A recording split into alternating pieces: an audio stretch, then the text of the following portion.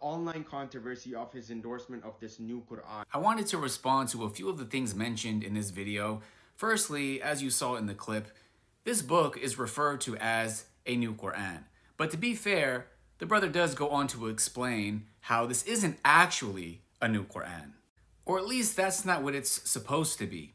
However, if we look at the way that it's being marketed and promoted, then we can see that this is a major part of the problem. On the official website, it's being promoted as a Qur'an translation, and Mufti Menk promotes it as a translation on his YouTube channel.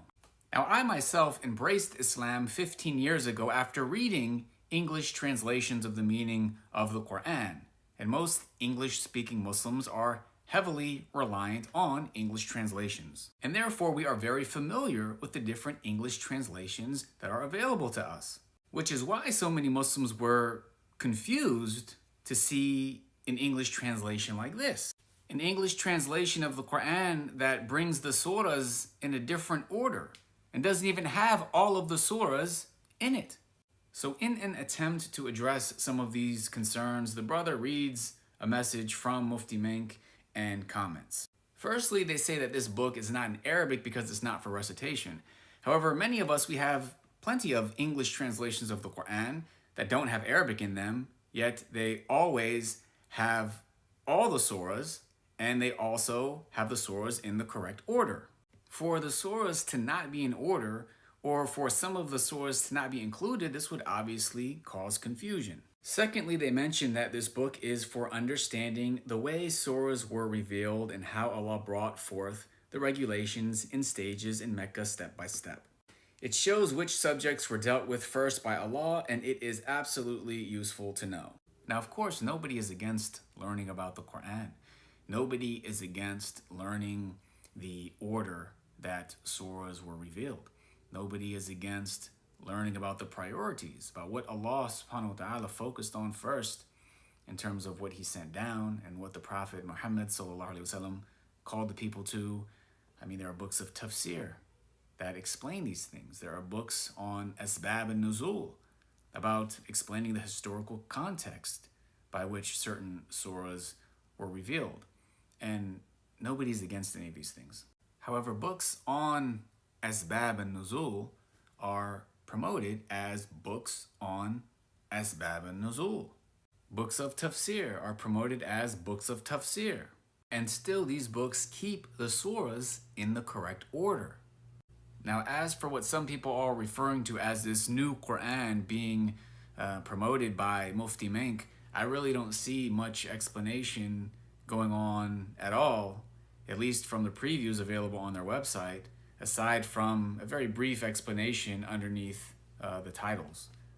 Now, perhaps Mufti Menk, in the foreword that he wrote for this book, he explains certain things, and also on the website you'll find cautionary notes like, this book is not the Arabic Qur'an, it's an English translation of the Meccan surahs, and if you click frequently asked questions, it says this is not a new Qur'an.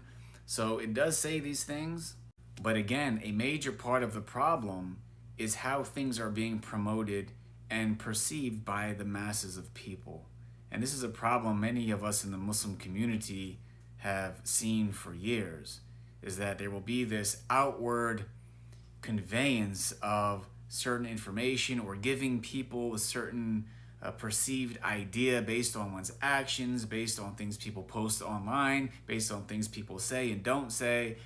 So you'll have all these people who are thinking one thing, but then when that person is pressed about what they're doing and what they're promoting, then they will, read between the lines, read the fine print, read something that I posted over here or something that I said in this obscure podcast an hour into it.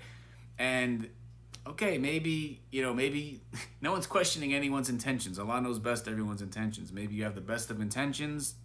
Maybe, you did try to cover your tracks in terms of saying certain things. However, people have to take responsibility for the way that they are affecting masses of people with their actions. If so many people are very disturbed and they're getting the wrong idea by this, then perhaps it's not the people's fault, or maybe it's not solely the people's fault. Maybe there should be some personal accountability regarding how a book like this is being promoted at the very least. And there's so much more to discuss and question and be concerned about when it comes to a book like this that we're not going to get into. But the last thing I did want to mention is about, this individual talking about how Mufti Menk is a certified Mufti. He can pass fatwas. So even if he's wrong, he still gets one reward. This hadith does not mean that people should follow the mistakes of somebody they consider to be a scholar because Allah will give them one reward if they're wrong. Nor does it mean that that person can't be refuted or have their mistakes warned against.